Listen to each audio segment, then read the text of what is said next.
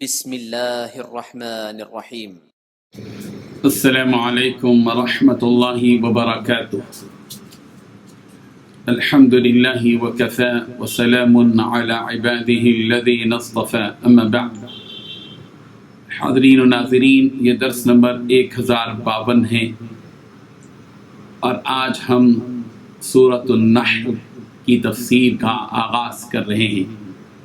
سورۃ النحل کے سلسلے میں حضرت ابی بن کعب رضی اللہ عنہ کی روایت ہے کہ رسول اللہ صلی اللہ علیہ وسلم نے ارشاد فرمایا کہ جس نے سورہ نحل پڑھا اس سے ان نعمتوں کے بارے میں اللہ حساب نہیں لے گا جو اللہ نے اسے دنیا میں عطا کی تھی، اور اسے اس شخص کے برابر اجر ملے گا جو عمدہ وصیت کر کے مرا۔ سورہ نحل کے سلسلے میں ایک اور روایت عبداللہ ابن مسعود رضی اللہ عنہ سے ہے کہ قرآن مجید میں کوئی ایسی جامع آیت نہیں ہے جس میں حرام بھی ہو، حرام بھی مذکور ہو اور حلال بھی، اور اوامر بھی ہو اور منہیات، سوائے سورہ نحل کی اس آیت کے کہ ان اللہ یأمر بالعدل والإحسان وإیتاء ذی القربى وینہی عن الفحشاء والمنکر والبغی یعظکم لعلکم تذکرون۔ آج ہم سورہ نحل کی 2 آیتوں کی تلاوت اور تشریح کریں گے۔ اعوذ باللہ من الشیطان الرجیم، بسم اللہ الرحمن الرحیم۔ اتی امر اللہ فلا تستعجلوا سبحانہ وتعالی عما یشرکون، ينزل الملائكة بالروح من أمره على من يشاء من عباده أن أنذروا أنه لا إله إلا أنا فاتقون۔ صدق اللہ العظیم۔ لفظی ترجمہ یوں ہے، اتا امر اللہ، اللہ کا حکم آ پہنچا، فلا تستعجلوا، پس تم اسے جلدی طلب نہ کرو، سبحانہ، وہ اللہ پاک ہے، وتعالی، اور برتر ہے، اما، ان سے جو یشرکون، وہ شریک ٹہراتے ہیں۔ ینزل، وہی نازل کرتا ہے، الملائکۃ، فرشتوں کو، بالروح، روح کے ساتھ، من امرہ، اپنے حکم سے، علی من یشاء، جس پر چاہتا ہے، من عبادی، اپنے بندوں میں سے، ان انذروا، کہ یہ کہ تم ڈراؤ لوگوں کو، انہ لا الہ، کہ بے شک نہیں ہے کوئی معبود، الا انا، مگر میں ہی، فاتقون، پس تم مجھ ہی سے ڈرو۔ ترجمہ یوں ہے، اللہ کا حکم یعنی عذاب گویا آہی پہنچا تو کافروں اس کے لیے جلدی مت کرو۔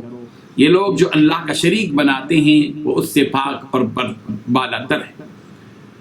وہی فرشتوں کو پیغام دے کر اپنے حکم سے اپنے بندوں میں سے جس کے پاس چاہتا ہے بھیجتا ہے کہ لوگوں کو بتا دو کہ میرے سوا کوئی معبود نہیں، تو مجھ ہی سے ڈر۔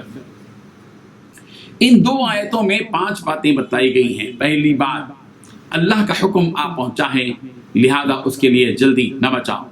دوسری بات، جو شرک یہ لوگ کر رہے ہیں اللہ تعالیٰ اس سے پاک اور بہت بالا تر ہے۔ تیسری بات، اللہ تعالیٰ اپنے حکم سے فرشتوں کو اپنے بندوں میں سے جس پر چاہتا ہے اس زندگی بخشنے والی وحی کے ساتھ اتارتا ہے۔ چوتھی بات، لوگوں کو آمادہ کرو کہ میرے سوا کوئی معبود نہیں۔ پانچویں بات، لہذا تم مجھ ہی سے ڈرو، کسی اور سے نہ ڈرو۔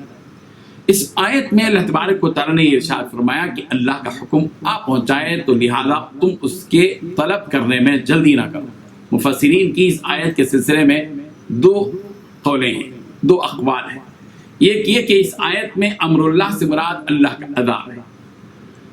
جب یہ آیت نازل ہوئی تو منافقین میں سے کچھ لوگوں نے کہا کہ یہ شخص یہ دعویٰ کرتا ہے کہ اللہ کا عذاب آ چکا ہے، تو اپنے بعض ان کاموں سے جو تم کرتے تھے رک جاؤ تاکہ دیکھو کیا ہونے والا ہے۔ جب انہوں نے دیکھا کہ کچھ نازل نہیں ہوا تو کہنے لگے کہ ہمیں تو کچھ نازل ہوتا نہیں دکھ رہا ہے۔ تب اقترب للناس حسابہم، آگے والی آیت نازل ہوئی۔ آگے اللہ تبارک و تعالیٰ فرماتے ہیں کہ یہ مشرکین جن بتوں کی اللہ کو چھوڑ کر عبادت کر رہے ہیں، اللہ اس شرک سے پاک اور منزہ ہے، اللہ کا کوئی شریک نہیں ہے، اللہ اکیلا ہے، وہ اس شرک سے بالاتر ہے۔ یہ اللہ اپنا کلام اپنے فرشتے کے ذریعے اپنے بندوں میں سے جس پر چاہتا ہے نازل کرتا ہے، کوئی اسے اس عمل سے روکنے والا نہیں۔ جس بندے پر وہ اپنی وحی اور کلام اتارتا ہے اس کا کام یہ ہوتا ہے کہ لوگوں کو اللہ کے ساتھ کسی کو شریک کرنے کی سزا اور عقاب سے اور سزا سے ڈرائیں، اور انہیں یہ بتائیں کہ اللہ کے سوا کوئی معبود نہیں، لہٰذا سب معبودوں کو چھوڑ کر ایک اللہ سے ڈرو جس کے ہاتھ ہی میں عزت بھی ہے، ذلت بھی، عذاب بھی اور ثواب بھی۔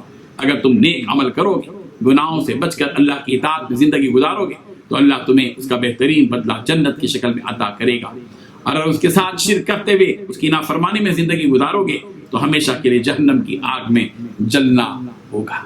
اللہ تبارک و تعالی ہم سب کی حفاظت فرمائے، اس کے عذاب سے بچائے، اس کی اطاعت کرنے کی توفیق عطا فرمائے۔